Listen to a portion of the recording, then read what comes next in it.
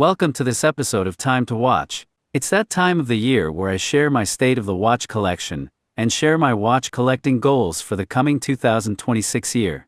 Most of my collection has remained the same as the previous year with a few substantial additions to the collection. The oldest watch in my collection is the Seiko SKX007. This iconic watch is now discontinued by Seiko and will never leave my collection. I have it paired with the Miltat bracelet that is extremely well made, much better than the stock bracelet from Seiko. Besides that, everything is original to the watch, including the 7S26 movement. Next, the watch that has remained in my collection the longest has been the Steinhardt Ocean 1 Titanium 500 meters watch. This watch has great build quality, a titanium case and bracelet, a domed sapphire crystal, BGW9 luminous material on the bezel, dial markers, and on the hands. It is powered by the Swiss ETA 2892A2 automatic top-grade movement. Over time, the bezel markers have developed a nice patina. The next oldest is the Gino Ocean Rover. This watch has great build quality and is perhaps the best Rolex Submariner homage watch you can buy. It has that old Rolex feel with its aluminum bezel insert. The movement is very accurate also. Next was my very first luxury Swiss watch purchase, and something I wanted ever since I was a teenager playing GoldenEye 64. I remember looking in the Omega catalog at the Seamaster Professional 300 meters watch thinking, wow, it's so expensive I'll never own one.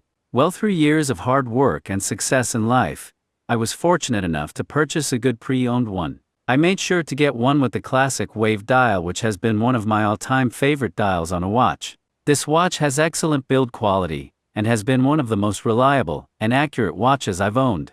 It has never been serviced though, and is way past due. I just don't see the need to, since it still keeps amazing time. The only negative thing I can say is the clasp has no micro adjustments. Next was my Invicta Pro Diver that I got from Shop HQ. This watch was designed by Invicta Ryan and has a solid tungsten carbide case and bracelet. It has a midnight blue sandstone dial. The unique case material was the main reason I purchased this watch, and the reason I still keep it in my collection. It has a Swiss Ronda automatic movement and BGW9 luminous material. I always receive many compliments whenever I wear this watch. Next was another grail purchase which many may shake their heads at me calling it such, but let me first explain. This watch is the Invicta Pro Diver model number 0210. It was a limited edition and was produced over 15 years ago, back during a time when Invicta actually made good quality watches. It is very difficult to find, especially in new old stock condition, which I was able to acquire mine. The reason I love this watch so much is because of the special movement inside.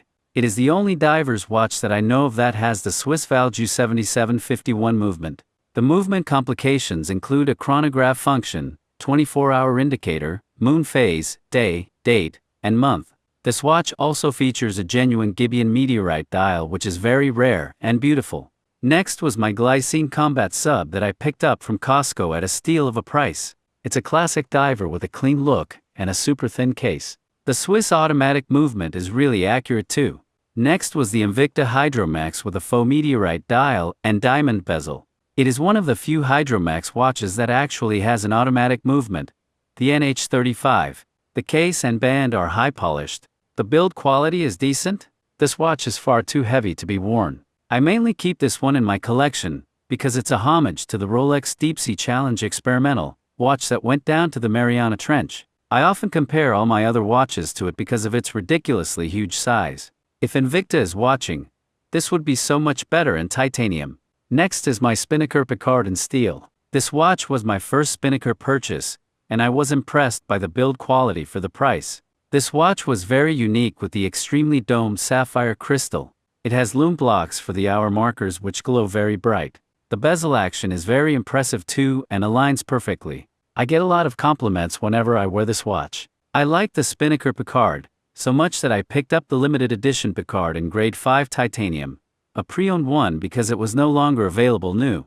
This one is my favorite of the two because of the case material and the fact that it has a Swiss SW200 movement. Next is my H2O Calmar 2 Deep Diver in grade 5 titanium and DLC coated case. This watch far exceeded my expectations. The build quality is very good. I love the titanium zirconium dial. The lume is very good as well. This is a keeper in my collection due to its world record 25,000 meter water resistance. My only regret is not paying extra for the Swiss movement, which in my opinion is a must. The Miyota 9015 movement has had some issues even after sending the watch in for service work. So if anyone has a recommendation on a good watchmaker in the States that will service this watch, please let me know. I like the H2O Calmar so much, I purchased a second one in titanium Damascus, or Timascus. This one was pre-owned, so I didn't get to choose the bezel insert. But this one has the Swiss ETA 2892 movement, which has been solid and extremely accurate. This watch has been one of my favorite watches, and will remain in my collection because of the unique case material. Next is my Casio G-Shock Frogman GWF 1000. This is my favorite G-Shock model due to the metal case construction, and being the only ISO 6425 certified G-Shock model. It has a lot of useful features, and the solar-powered movement has been solid. This has been my go-to watch for beach trips. The next watch was another one of my grail purchases, the Oris Aquis Pro 4000 meter watch. With its grade 5 titanium case, beautiful wave dial, innovative locking bezel, the beautiful blue strap, and in-house movement with a 10-year warranty, it's easy to see why this was a grail watch. I have enjoyed wearing this watch, which has been very comfortable for its size. The movement has been very accurate. This watch will remain in my collection. So now we'll take a look at my first new addition for 2025, the Citizen ProMaster BN70 2017E in titanium. This watch is a purpose-built watch made especially for mixed gas diving. I love the titanium case construction and the solar-powered movement. The innovative locking bezel and excellent lume along with the domed sapphire crystal make this watch a standout keeper. My next addition for 2025 was my all-time grail and first Rolex purchase ever, the Rolex Deepsea James Cameron 126660. This watch has exceeded my expectations. The beautiful deep blue dial, the extremely thick sapphire crystal with distortion at a side view that resembles plexiglass watches. The bezel turns so beautifully and has a very pleasing sound. The movement has been extremely accurate. The bracelet with its glide lock extension system has been very useful. I plan to pass this watch down to my son one day. Finally, my last watch purchase for 2025 was the Casio G-Shock King GX56BB. I have really enjoyed the negative display and stealthy look of this watch. It has some nice features and is solar powered. It is my go-to watch for outdoor activities, and also when sleeping. I use this watch to tell time throughout the night when I wake up. So what are my plans for 2026 and beyond? Well, first up will be another deep diver from H2O with the all-new Damascus material. I actually purchased this one during the Black Friday sale, but it's not expected to arrive until the new year. I made sure to pay extra for the Swiss ETA 2892 movement. I'm really looking forward to this watch with its unique case material and extremely light weight of only 90 grams. I really like deep diver watches and extremely domed crystals. I'm hopeful that Clemens Hellberg will produce a Hellberg CH1 with a grade 5 titanium case in the new year. Also, I have been eyeing the U-Boat Profondo 10,000 meter watch. I am really intrigued by some of the Kaventsman prototype watches.